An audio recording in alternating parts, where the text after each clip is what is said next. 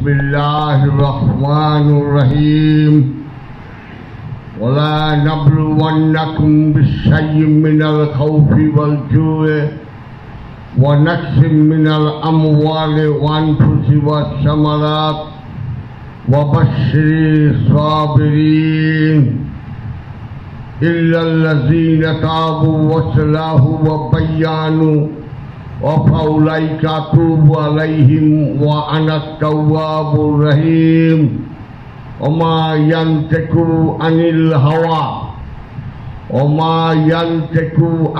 हवा ওয়া এবং মা না ইয়ান্তেকু কও কথা ইয়ান্তেকু আনিল হাওয়ায় একটি কথাও নিজের থেকে বলেন নাই। মহানবী জীবনের দোলনা থেকে রওজা পর্যন্ত একটি কথাও নিজের থেকে বলেন নাই।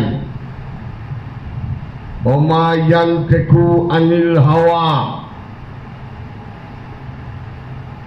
একটি কথাও জীবনেও আমার নবী নিজের থেকে বলেন নাই।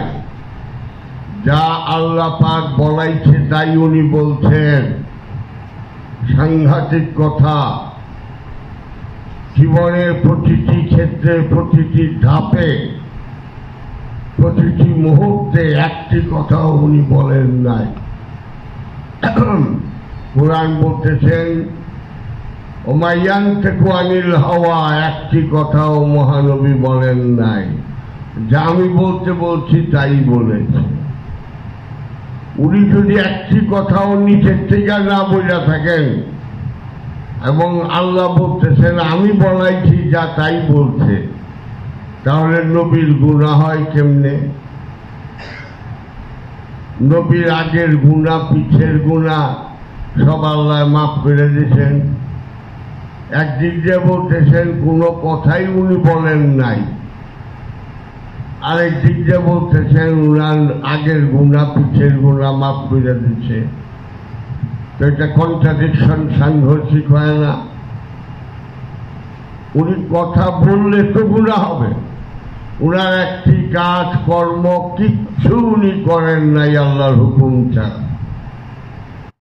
Without the permission of the Supreme Lord, His Excellency does not do any work. তো উনি যদি কোনো কাজ করে না থাকেন বা কোনো নিজের থেকে কিছু না করে থাকেন, সব যদি আল্লাহ করায় আর তারে মহানবীর যদি গুনার খাতায় বলে তাহলে আল্লাহ গুনাহ করছে। সবটা আল্লাহ বলেছে। তো তার কথা যদি কোথাও গুনার কিছু থাকে বা কোনো অন্যায় কিছু থাকে তো সেটা আল্লাহ করাইছে। আল্লাহ কোনো অন্যায় করেন না। আল্লাহর গুনাহ করার প্রশ্নই আসে না। তাহলে এইসব কথা মোল্লারা পায় করছি আমার মাথায় খেলে। আমি বইতেই লিখছি, একটু আগে পড়তেছিলাম তো এখানে আমি শুনতেছি। তো তার জীবনটাই মহানবীর জীবনটাই আল্লাহর সাহায্যে পরিচালিত হয়েছে, সেখানে গুনাহ করার প্রশ্নই নাই। সেই মহানবী বলতেছেন কে আমাকে ভালোবাসতে চাও? আল্লাহ বলতেছেন কে আমাকে ভালোবাসতে চায় সে যেন আমার হাবিবকে ভালোবাসে। হুব্বুন বলছেন, হুব্বুন মানে ভালোবাসা, ভয় করার মানে খৌফ। নবীর সুন্নত পালনে বলে সুন্নত, এখানে তো সুন্নত নাই, খৌফ ডরও নাই। বলছে কোরআন হুব্বুন কুল ইন কুনতুম তুহিব্বুন, কে আমাকে ভালোবাসতে চায় সে যেন আমার হাবিবকে ভালোবাসে। আচ্ছা, মহানবী আল্লাহর হাবিব, মহানবী বলতেছেন কে আমাকে ভালোবাসতে চায় সে যেন আমার ইত্রাককে ভালোবাসে। ইত্রাক মানে বংশধর, নবীর বংশধর কারা? একটা জিসমিয়াতের বংশধর দেহের, আর একটা রুহানিয়াতের বংশধর, দুই প্রকার। আবু লাহাব তো মহানবীর চাচা ছিল, জিসমিয়াত, কিন্তু কাফের। আবু জাহেল কাফের, উকবা কাফের, সাইবা কাফের, আব্দুল্লাহ কাফের, জুলখাইস কাফের। তো মহানবীর আত্মীয় স্বজন অনেকেই তো কাফের ছিল। এতে কি বোঝা যায়? সত্য সবাই গ্রহণ করতে পারে না, সে আপন হোক আর পর হোক, সে আমার রক্তের হোক চাই না হোক, কিন্তু সত্য গ্রহণ করা একটা অন্য বিষয়। সবাই পারে না। সত্য গ্রহণ করার মন মানসিকতা যাদের আছে তারাই সত্যর দিকে অগ্রসর হইতে পারে। এখন এই সত্যকে কেমনে পাব? সেই সত্য সম্বন্ধে মহানবী বলতেছেন যে আমাকে ভালোবাসতে চাও, সে যেন আমার বংশধরকে ভালোবাসে। তো নবীর বংশকে পাঁচ পঞ্চাতন, 12 ইমাম, 14 মাসুম, শোহদানে কারবালা, বড় পীর সাহেব এবং খাজা গরিবে নওয়াজ, এরা হইল তার জিসমিয়াতের এবং রুহানিয়াত দুটাই। আর কেহ ওলিয়ে কামেল হলে সেটা তার রুহানিয়াতের বংশধর।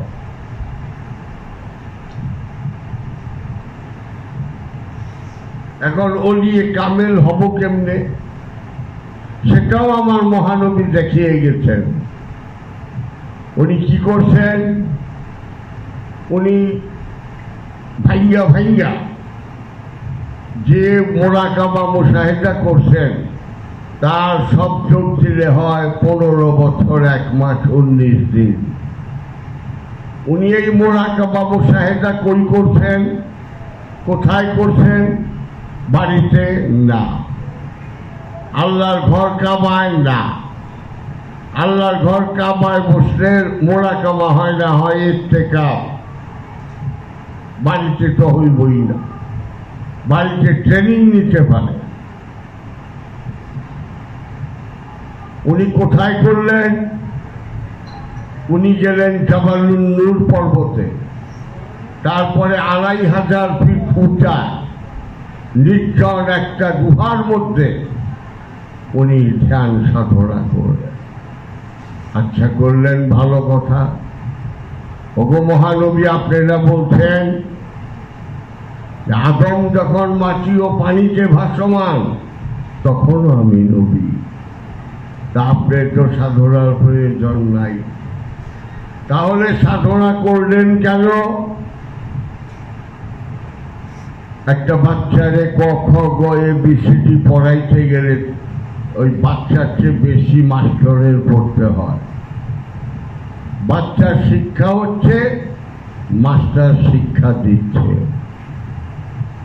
মাস্টার এবিসিডি ক খ গ বহু উঠছে, কিন্তু তার ওই ছাত্রের শিখাইবার জন্য ওই ছাত্রের চেয়ে বেশি তার পড়তে হচ্ছে। পড় ক খ গ, পড় এ বি সি ডি, এটা মাস্টারের বলতে হচ্ছে। আর সৈয়দ তারিক যদি মিরাবরে পড়ায় পড় আলিফ এ বি সি ডি, আমরা দূর থেকে দেখি, তো একটা ইংলিশ টিচার ছিল। ও মিরাবরে পড়াইতেছে, ঠিক আছে, কিন্তু যদি একা একা এবিসিডি পড়ে তখন ছিল কি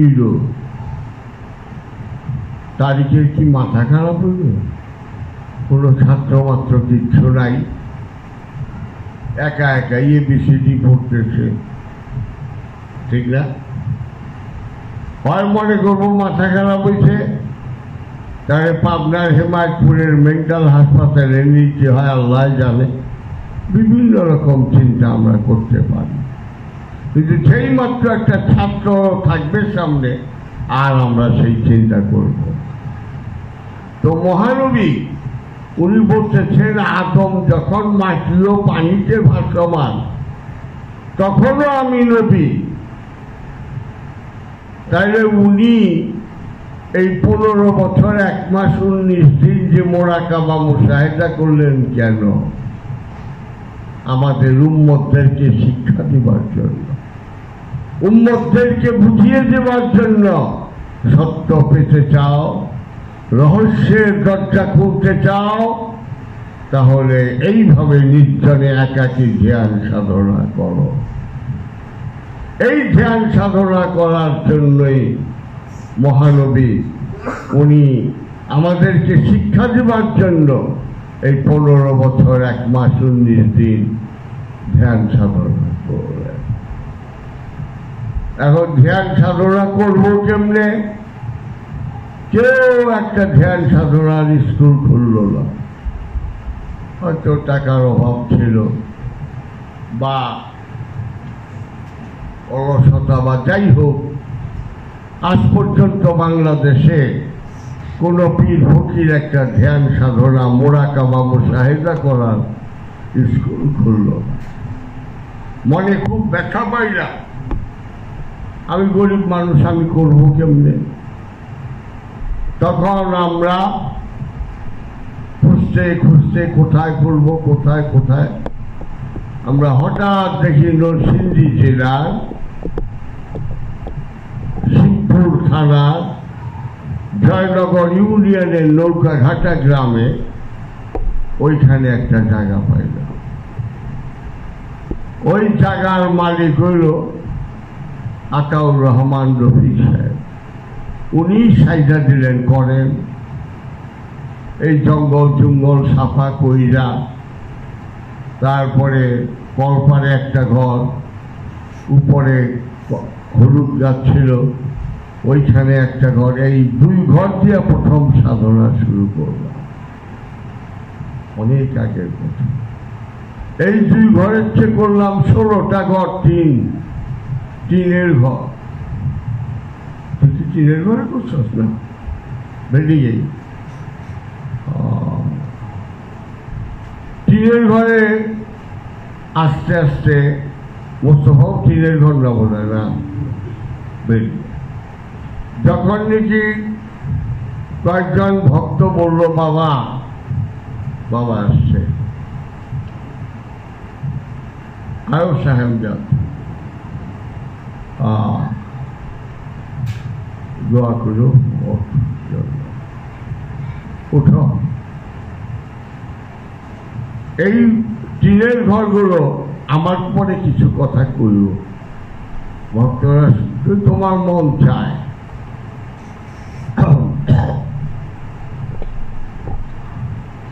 তখন কয়েকজন ভক্ত মিলা কিছু কিছু দিল। একজনে 8 বান টিন দিল দেওয়াল দিবার জন্য, কেউ 4 বান, কেউ 2 বান, এইরকম করে ঘেরাও দিল। অনেক কষ্ট করছে। তারপরে ইটা কিনলাম, বালু, সিমেন্ট, রাজমিস্ত্রি, এই বিল্ডিং তোলা আরম্ভ করলাম। 12টা বিল্ডিং, 3 সেট, উপরে 3, সব বারান্দা দিয়া যতটুক পারছি এটুকু করছে। নাই সাহায্য করার মতো কতবার কত চাইছি যে স্কুলের দেওয়ালে টিনগুলি অনেক নষ্ট হয়ে গেছে, 5-7 বান টিন দিলে কি রামায়ণ শুদ্ধ হয়ে যায়। আমি তো টাকা চাইনি, 5-7 বান টিন দেন, বা টিনের সম পরিমাণ টাকা দিয়ে আমরা কিনা রইলাম। এইটি বললাম আছে এই বিল্ডিং হইল। তারপরে একজনে ফ্যান দিল, না দুইজনে ফ্যান দিল, লাইট দিল কয়েকজনে, তোষক দিল দুইজনে, লেপ দিল, বালিশ দিল। এইভাবে এই এক একজনে এক একটা দিয়া এই 12টা ধ্যান সাধনার ঘর করছে, একটা মেহমান খানা করছে। তো মেহমান খানা এখন এমন হয়েছে 12 ঘর তো ভরেই গেছে, মেহমান খানায় এখন সাধনা করে। এমনকি ওই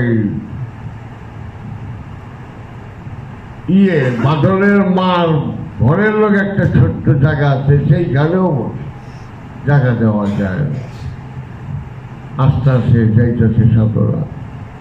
এই সাধনা করে কি কোটিপতি বা ভুলেও না। এই সাধনা যদি মাল পানির লেগে চাও যে আমি ধনী হবো, তাইলে সাধনা কইল না। কারণ এই সাধনা কইরা যারা করছে, আমি তাদের 4 জনের ছবি আমার মাথার সামনে রাখছি। চায়া দেখো 2 জনের শরীর একটা সুতাও নাই, একটা করিম মস্তান আর একটা গনিশা।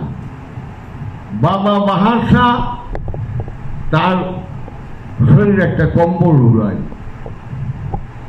বাবা সুলাইমান শাহ ল্যাংটা, একটা লেঙ্গুটি পরা আর একটা হাতে লাঠি। কেন এই 4 জনের ছবি রাখলাম? এরা তো কোটিপতি না বা পলিটিক্যাল নেতা না। আমি জানি বঙ্গবন্ধু ছিল, মৌলানা ভাসানী ছিল, শেরে বাংলা ফজলুল হক ছিলেন, হোসেন শহীদ সরোয়ার্দী ছিলেন, তাদের ছবি রাখা পারতাম না। রাজনীতি যারা করে আমরা তাদের দলে নাই। ফকিরের জন্য রাজনীতি হারাম হারাম হারাম। ভোট দিতে পারবা, তোমার যেখানে ইচ্ছা ভোট দাও, ভোট যেখানেই যাও। খালকাইটা কুমির আইন না, জঙ্গি আইন না। এই যে আজকেও জঙ্গি ধরা পড়লো, টেলিভিশনে দেখলাম একটা নরসিংদীতে ধরা পড়ছে, বলতো মারাও গেছে, আর একটা জিনিস কালিয়া কুন্ডা কোথায়। তো যাতে জঙ্গিদের আমাদের দেশ যেন জঙ্গিতে ভইরা না যায়, যারা জঙ্গিরে পরোক্ষভাবে উপরে কয় সাপোর্ট দেই না, কিন্তু তাদের আচার আচরণে বোঝা যায় যে ওদেরকে ফকিররা ভোট দিও না। যে দলই কর একটু সাবধান থাকে। আর রাজনীতি যে বললো যে না আমার মুর্শেদ না করছে, আমি বলে গিয়ে রাজনীতি হারাম। কারণ রাজনীতি কি, মুখে বলবো একরকম কথা, মনে রাখবো একরকম, পেটে রাখবো আর একরকম। এগুলো কথার কোনো মিল পাই না। কিন্তু ফকির তো সরল দেশের মানুষ, সে চাইব সত্যকে উদ্ধার করার জন্য, সত্যকে আলিঙ্গন করার জন্য, সে চাইব সত্য সাগরে অবগাহন করার নিমিত্তে। আর তাহলে কিছু আসছে। বাবা আয়ো আয়ো আয়ো, আসবো সময়, আসো। এই আইছে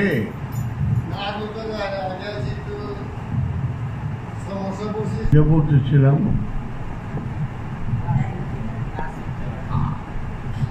ফকিরের জন্য রাজনীতি হারাম হারাম হারাম। আমরা সরল দেশের মানুষ, আমরা আঘাত করব না, আমরা বুদ্ধি তুলে নিব। সে যেই হোক, আমরা ভুল করব কিন্তু ভণ্ডামি করব। আমরা যা জানি না তা কোনোদিন জানার ভান করব না। আমরা মানুষকে ভালোবেসে যাব, সে আমার খারাপ বলুক আর যাই বলুক, কারণ আমি ভালোবাসা করাই আমার ধর্ম। ফকিরের ভালোবাসাটাই মেইন। তাই একটা সাইজি লালনের এখানে দেখো, পৃথিবীর বাংলাদেশের কোন পীর ফকিরের রসে সারা দুনিয়ার মানুষ আছে না, একমাত্র লালন ছাড়া। এই টেলিভিশনে দেখাইল জার্মানি থেকে আসছে, সুইডেন থেকে আসছে, ডেনমার্ক থেকে আসছে, নরওয়ে থেকে আসছে, কোন পীর ফকির এখানে কেন আসছে? লালনের জাত ছিল, সার্বজনীন, সবার জন্য উনি। ঠিক তুমিও সবার জন্য হয়ে যাও। ঘৃণা করলো করুক, তোমার অবজ্ঞা করে করুক, কিন্তু তুমি অবজ্ঞা করো। সে তো সত্য হইল আল্লাহর সৃষ্টি জীব।